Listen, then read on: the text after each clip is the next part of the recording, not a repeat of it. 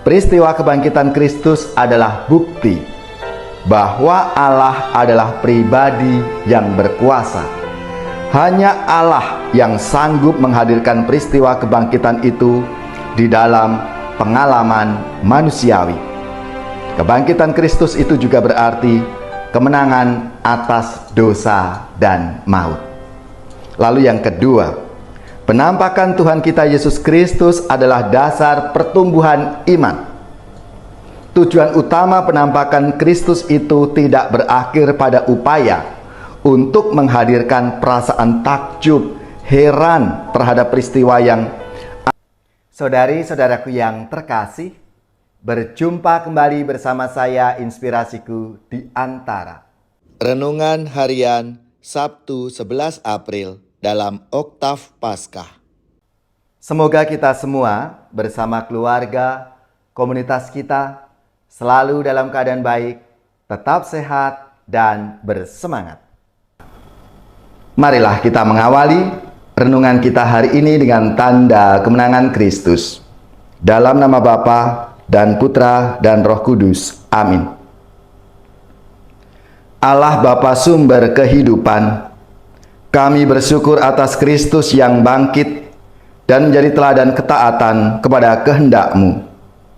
Bukakanlah bagi kami pintu rahmat kebijaksanaan untuk mewartakan sukacita Injil ke seluruh dunia. Dengan pengantaraan Yesus Kristus Putra-Mu Tuhan kami, yang bersama dengan Diko dalam persatuan Roh Kudus, hidup dan berkuasa, Allah sepanjang segala masa. Amin. Dalam nama Bapa dan Putra dan Roh Kudus. Amin. Inspirasi kita hari ini dari Injil Suci menurut Markus, bab 16 ayat 9 sampai 15. Marilah kita baca bersama-sama dan kita renungkan.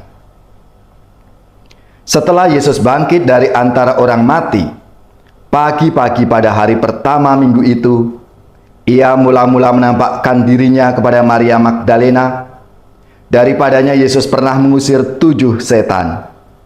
Lalu Maria Magdalena pergi memberitahukannya kepada mereka yang selalu mengiringi Yesus, dan yang pada waktu itu sedang berkabung dan menangis.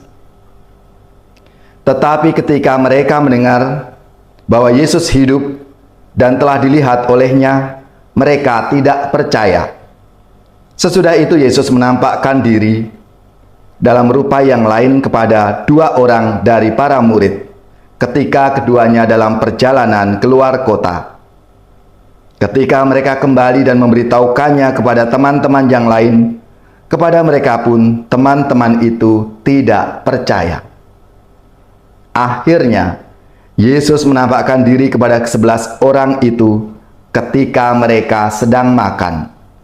Yesus mencela ketidakpercayaan dan kedegilan hati mereka, oleh karena mereka tidak percaya kepada orang-orang yang telah melihat Dia sesudah kebangkitannya.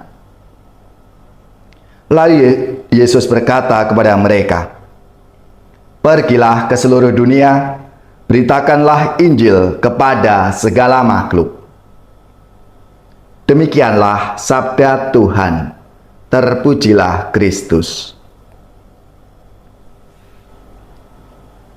Saudari-saudaraku yang terkasih, apa kabar semuanya? Saya percaya saudara-saudari bersama keluarga, komunitas kita selalu dalam keadaan baik, sehat, dan tetap bersemangat. Di akhir pekan ini, renungan kita masih dalam kaitannya dengan penampakan Tuhan Yesus yang bangkit.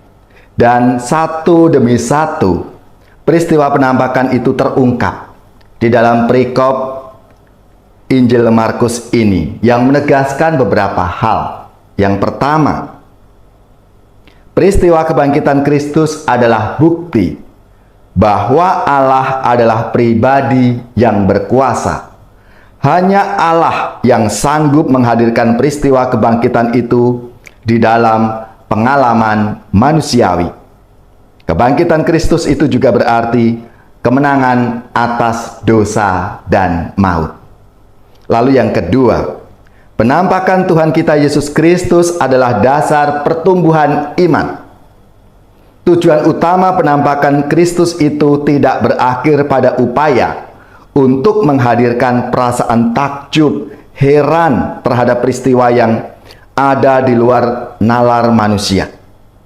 Penampakan itu dimaksud untuk menciptakan pertumbuhan iman manusia ke arah yang lebih baik, yang lebih matang dan dewasa. Lalu yang ketiga, dan ini yang dikritik oleh Yesus, kedegilan hati. Manusia menjadi pribadi yang tidak percaya itu bukan karena kurangnya bukti tentang kebangkitan. Fakta hadirnya Allah dapat ditemukan di dalam berbagai macam pengalaman manusiawi.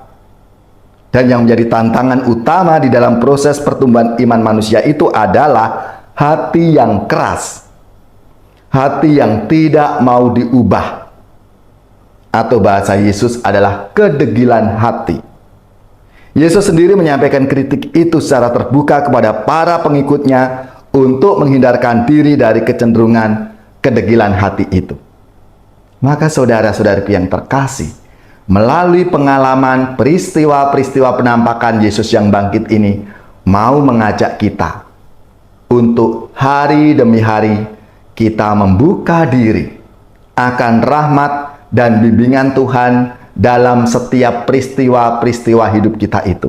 Karena di sanalah Tuhan Yesus berkarya, Tuhan Yesus membimbing kita, yang tentunya kadangkala tidak sesuai dengan apa yang kita harapkan.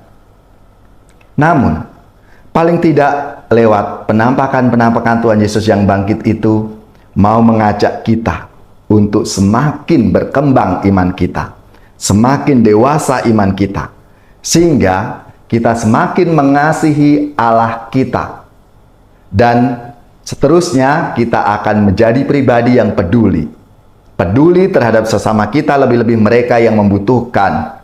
Dan akhirnya kita berani untuk menjadi saksinya, untuk kita melalui pekerjaan, karya pelayanan kita menjadi saksi Tuhan yang bangkit itu dalam setiap pengalaman hidup kita setiap hari.